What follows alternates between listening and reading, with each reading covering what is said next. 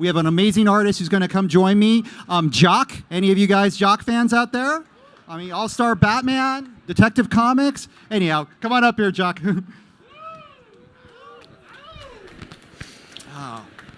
Thanks, man. Yeah. As he gets situated, we'll talk a little bit. Like your most recent project for us was All-Star, right? Was that the? Yeah. Did a couple of issues of All-Star with Scott. Yeah, with Scott. Now that was a little bit of a reunion of sorts between you and Scott. You guys had worked together on Detective Comics, the Black Mirror, right? Yeah, that was our first story togetger. Was Black Mirror like 6 years ago now, maybe. Which is really that was Scott's first dive into the world of Batman as well. All right, so what do you think you're going to draw for us? I was thinking about maybe a Joker, if that's all right. Joker would be great. Whatever you want. I did Batman last year, so maybe Joker this year. I think I remember that, and I'm really curious to see a Jock quick sketch Joker. So let's do it. Thanks, guys. The only thing, I'm not very good at talking and drawing at the same time. Okay, so just bear with me.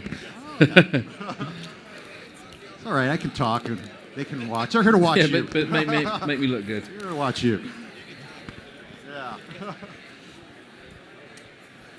So, Detective Comics, Black Mirror. That was his first collaboration with Scott. All-Star Batman launched with Scott and John Romita Jr. And then I think Jock was the first artist after that with a Mr. Freeze story, which kicked off the second storyline, The Ends of the Earth.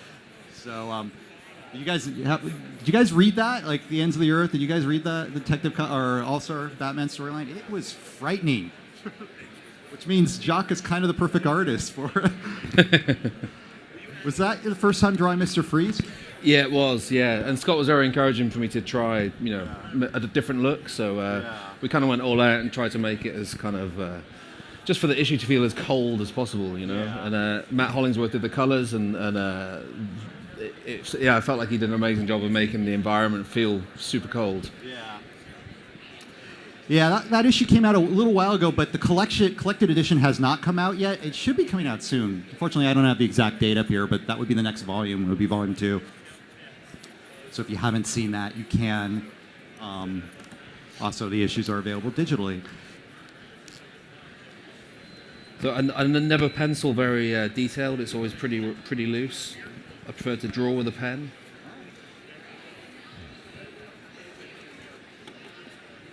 I don't want to keep you from drawing, but I do have it was a question I wanted to ask you. Of course. You have such a distinct style. You're one of our more stylish artists that we work with on these books, and I'm just wondering, as an artist, when does your style tend to come out, and when did yours start to come out? It's not deliberate, to be honest. I just draw the way that I kind of want to see it. It's a bit of a cliche, but there were guys that I was influenced with early on. But when I started finding that I had my own take on things, that's when I found that my career did a lot better. Because one of the wonderful things about comics is you can have an individual style and bring it to these amazing characters and do something different with them. And so yeah, I feel lucky that I get to do it the way I do. Move out of the way because I want to be able to see this.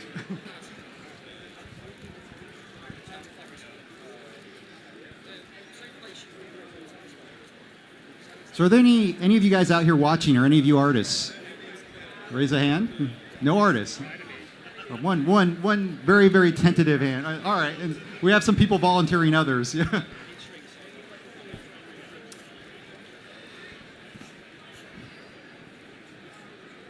Well, a little basic, while Jock is drawing, a little basic art 101 for those of you who don't. He mentioned earlier he doesn't his pencils tend to be really loose.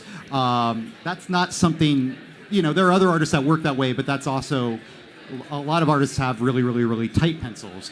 There tend to be 3 stages in art. Usually you start with pencils. Before that you rough them out. So you start with roughs, then you move on to pencils, then inks, and then colors or some sort of finish on top of them. So Jock does most of his work at the inking stage with pen. That's not a style you typically see. Most artists will do all the heavy lifting with pencils, and then sometimes you hand off the pencils to another inker who can ink them, or else a lot of artists ink their own pencils.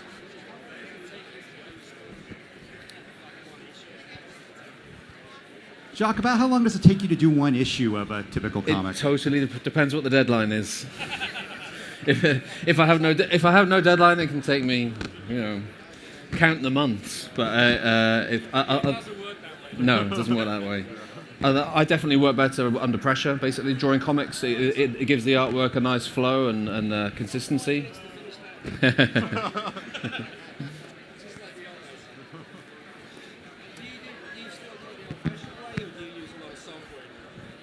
Do you work traditionally or do you work digitally? For comics, still traditionally. I use Photoshop to color and for covers, and I do movie work as well, and that's done entirely digitally because it's much easier to edit. But for comics, I still really like the handheld feel, So. And that's pretty typical. Like from what we tend to see, artists. I don't know if it's 50-50, but you definitely see a wide mix of both. I mean, there are artists who work strictly digitally. Everything is digital. There are artists who maybe pencil traditionally, but everything else is digital. And then there are some that do everything but coloring digitally. It's very rare that you see colorists who color with markers in actual comics now, although that was how it used to be done. So there's not, what I guess largely what I'm trying to help illustrate is there's not really one way of doing it. Every artist kind of has their own way of doing it, and they develop it, and if it works, typically editors here at DC and other publishers would tend to let them work that way. We know that's their style, we know that's their strength, and we let them draw to their strength.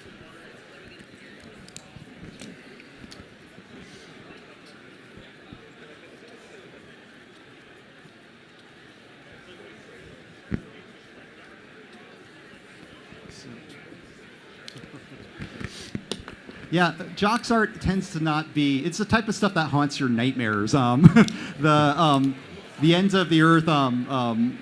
Mr. Free's story was particularly frightening. That whole arc was basically about different ways the world could end. With each villain representing a different sort of possibility. So, Blame Scott. That's yeah. I not was me. gonna say thank you, Scott, for giving us all nightmares.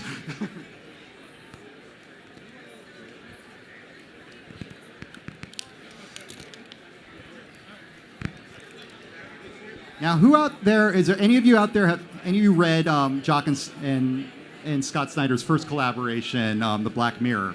Did any of you read? All right. So what villain in the Bat mythos did that introduce? Can anyone say that? No one remembers? Yeah, it was James Gordon Jr. It was Commissioner Gordon's son who...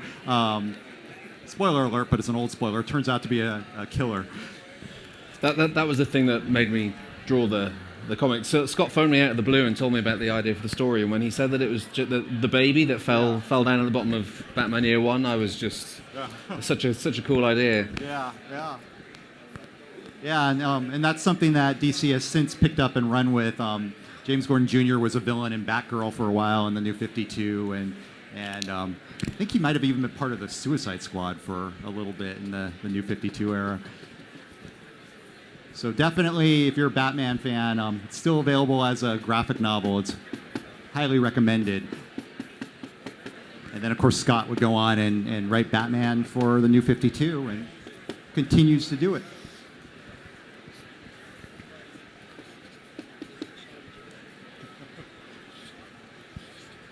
Now, Jock, you're really bold with your inks and your marker work. Is that, Yeah. I mean, was that a process that, like early on yielded some interesting Yeah, sort of... I actually realised that when these big fat markers, can you see those?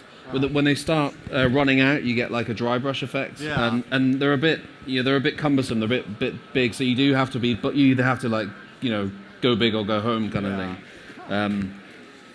But yeah, it sort of happened by accident. I started using one that was running out a bit, and I kind of liked how the texture looked, so I just ran with it, and I use them all the time now. I have one that's fully loaded and one that's kind of run out a little bit to give a bit of a grey tone. So, yeah.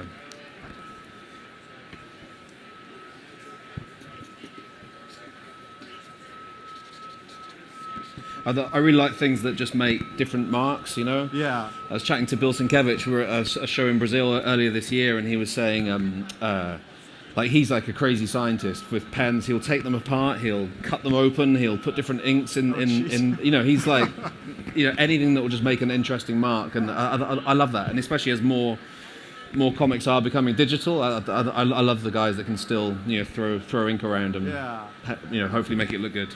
Now, do you do that? Do you actually take apart your tools and, you know, like... Not as much, but from chatting to Bill, I must admit, that sounds quite good fun. Yeah, so we can look for that in future art.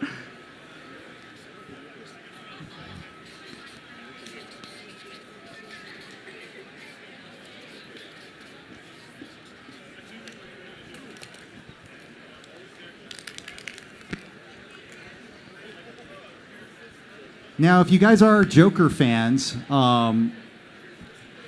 you know, got to mention the fact that it's not a project, unfortunately, that Jock is involved with, and I don't know what happened just there. You dropped the ball on that one. Yeah, I don't know what... Thank you, guys. Sorry about that. We'll get that fixed after this. So, yeah, I don't, Jock wasn't involved with the comic, but the Joker could currently be seen in our current Batman series, The War of Jokes and Riddles. That's written by Tom King and drawn by, forgive me if I mispronounce his name, Mikkel Hanen? Probably mispronouncing it, I'm sorry, but he's an amazing artist, has been working with Tom off and on Batman. And the War of Jokes and Riddles is exactly what you would expect. It's basically a gang war between the Joker and the Riddler. It's one of those ideas that you're like, you can't believe has never been done before. Okay, pretty loose, but I think we're done. I think you're good. All right. So what we typically do, yeah. Thanks, yeah. guys. Look Thank how you. awesome that is. My God. Oh, it's amazing.